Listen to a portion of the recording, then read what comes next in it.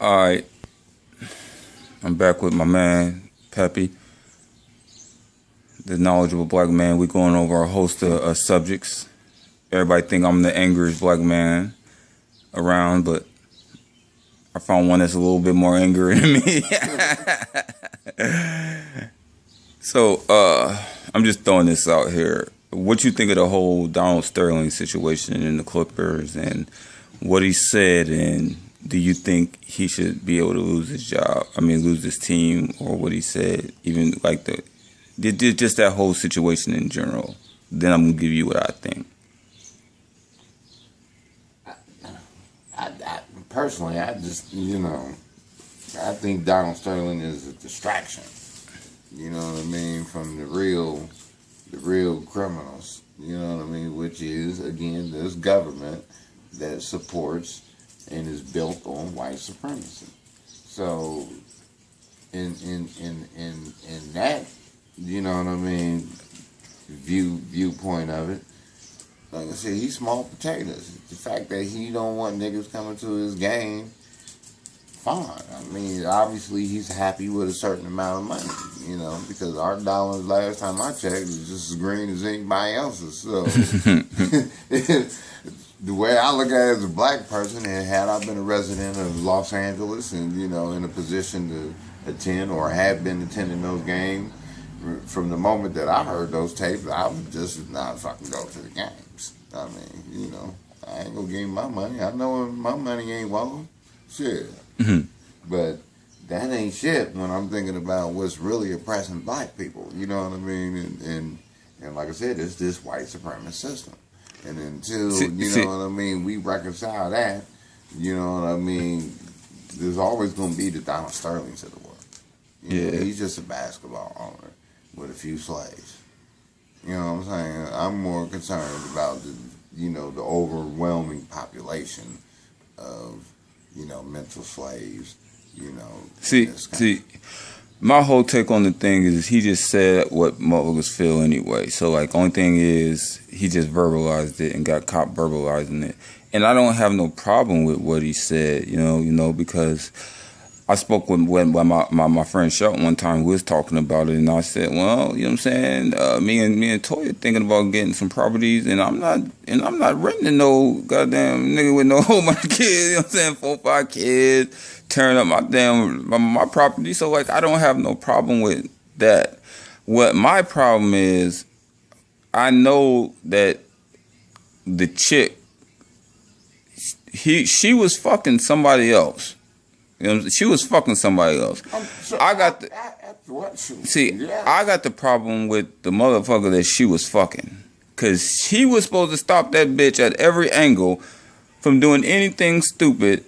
He was supposed to say, listen, bitch, go out there, get that money from that.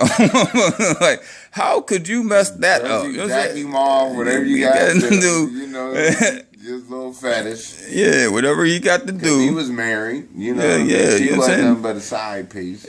And however it go, anyway, at best. So whoever the dumbass person that allowed her to put that out there, whoever it was, that's the damn fool I got a problem with. Like, you was never supposed to mess up that gravy train. At all. At all. You already know he only got about 5 more years left. If she would have played her hand right, she would have been in the will, been anything. Right. So, and just to add to it, and my other thoughts on that is just that my thing is how we, being the black people in this story, and what our reaction to the story should be when it affects you. Like, I don't play for the Clippers. You know what I mean? It don't affect me.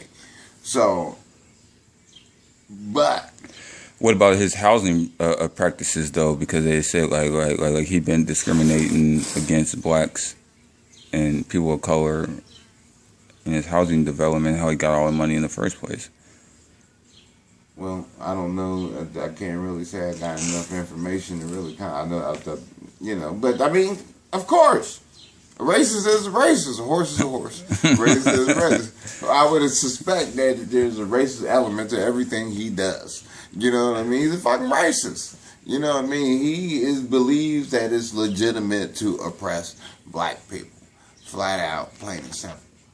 But getting back to what I was saying earlier, I was saying that, you know, like I said, I don't play for the Clippers, so it don't affect me. But I can't help but to try to somehow, you know, when you think about, like, when you put yourself in a, what would you do if it was you situation? It's like, if I was playing for the Clippers, I wouldn't have fucking suited up. That's how I would have felt about it. And that would have been my reaction to it. I wouldn't have played another motherfucker. We all cancel the rest of the motherfucking playoffs season.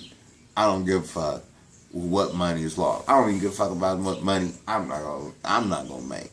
You know what I mean? I make good money. I'm fucking playing basketball for crying out loud. You know what I mean? These motherfuckers is paying me to play basketball, and they're paying me well more than, hell, technically, what a basketball player probably should make in life. I mean, we are just too over entertained. You know what I mean? That's ridiculous. So, I could have lived if, you know, you could have lived without whatever the balance of whatever those little playoffs. Matter of fact, technically, you fulfilled your seasonal obligation anyway, I would think. You know, I mean, I'm not a, you know, agent. So, whenever the argument is that they're going to play for the love of the game, you wouldn't you wouldn't go for that. They did not boycott or whatever you want to call it, or strike. They did not because they weren't offended when they should be offended, because they have Stockholm syndrome, which a lot of our people suffer from. That's the problem. We are, you know, hold on. Explain Stockholm syndrome I know what it means, but explain it to the people that don't know what you're talking about when you say Stockholm syndrome. Because we always talk about this, so to us it's just like, you know what I'm saying, understandable. Whenever one of us says it to the other one, we know exactly what they mean, but other people don't know what Stockholm syndrome means. Well, Stockholm syndrome is by definition is a mental condition where an oppressed people or a tormented, terrorized people actually express sympathy and forgiveness to the people that today oppress them, even to the extent of defending those same people or persons that actually oppress them. Like, and you get that, you know, because of all the propaganda, of all the whitewashing of history, of all the, like I said, of all the brainwashing. They trying to erase the terror, you know what I mean, that they put in torture, that they put black people through for over hundreds of years.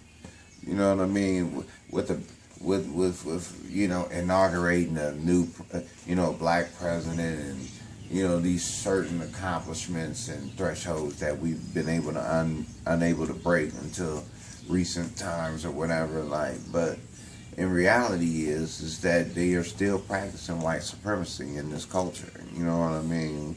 You know, and that goes in the judicial system, in the housing practices, and, you know, in everything that there is. It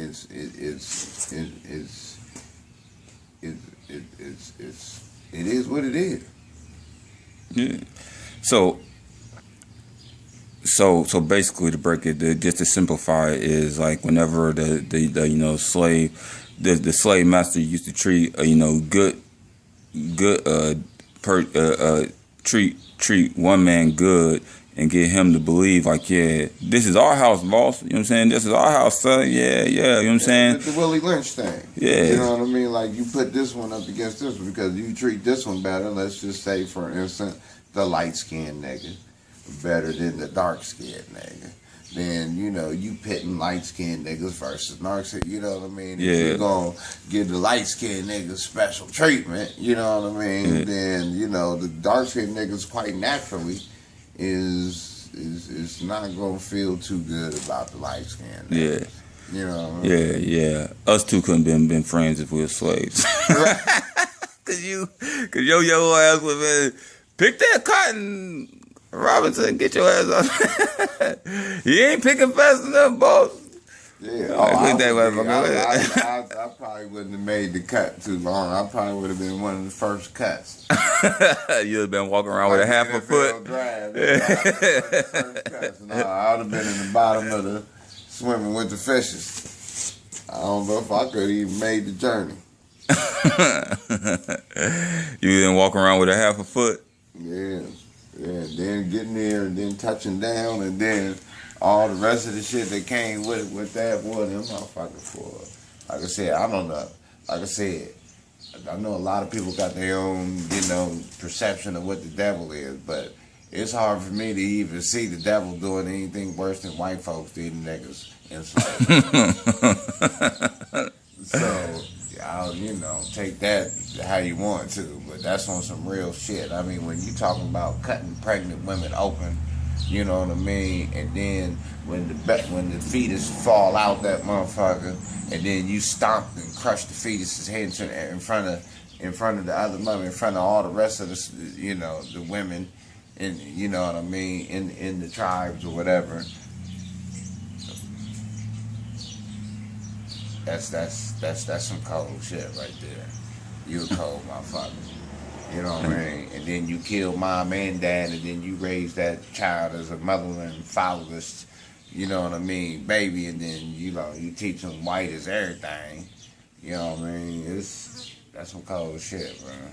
So to bring this back to this generation of kids, because both of us agree that the whole state of black people in general is like at an all time, like somebody needs to start waving a goddamn flag, because we in trouble as a people.